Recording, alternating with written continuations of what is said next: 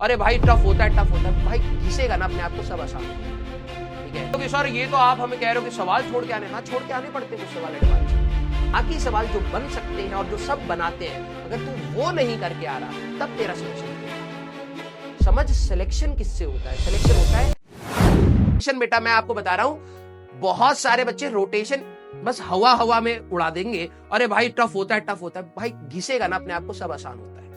ठीक है, मैं मानता हूं 10-12 सवाल तब भी तेरे एडवांस कैसे होंगे जो शायद ना हिले, नहीं हो पाएंगे, टीचर की मदद लगेगी ही लगेगी, कोई दिक्कत नहीं भाई। अगर वैसा एग्जाम में आ गया तो वो सवाल, भाई टॉपर भी कई बार गलत करते हैं और टॉपर भी कई बार छोड़ते हैं उस सवाल को, तू भी छोड़ दियो, कोई दिक्कत नहीं है भाई, समझदारी है उसमें। अब तुम बोलोगे सर ये तो आप हमें कह रहे हो कि सवाल छोड़ के आने, हाँ छोड़ के आने पड़ते हैं कुछ सवाल एडवांस। करने बैठेगा 1 घंटा लग जाएगा तब भी आंसर नहीं आएगा, उसकी जगह पर 3 सवाल वो लगा जिससे तेरा सिलेक्शन हो जाए और तू आईटी में पहुंच जाए, ये कॉमन सेंस है। तो कुछ ऐसे सवाल फिर भी रह जाएंगे पूरा पढ़ने के बाद कि जिसमें तेरे को टीचर की हेल्प चाहिए ही होगी, सर इसमें कैसे सोचना है, कोई दिक्कत नहीं, ऐसे तो करोड़ों सवाल है। अगर आईटी ने वैसे ही सवाल एक पूछ लिए तो छोड़ देंगे, लेकिन बाकी सवाल जो बन सकते हैं और जो सब बनाते हैं, अगर तू वो नहीं करके आ रहा तब तेरा सिलेक्शन रुकेगा। आपको ये बहुत माइन्यूट सा अंतर समझना पड़ेगा बेटा। एक अच्छे सिलेक्शन टॉप 100 में आना है तो उस टाइप के सवाल तेरे को थ्रू आउट दी ईयर 2-3 साल से प्रैक्टिस करने।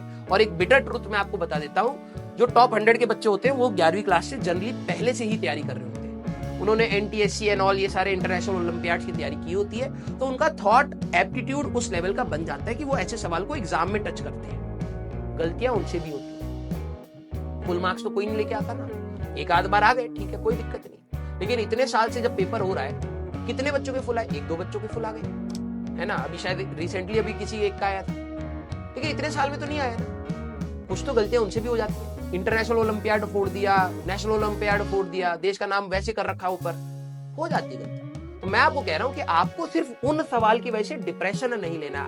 कॉमन बच्चों के साथ दिक्कत यही है, वो सवाल नहीं हुआ सर मेरे से, वो आपने कराया नहीं, तो भाई मैं करा भी दूंगा ना तो तू 2 दिन के बाद खुद ही भूल जाएगा।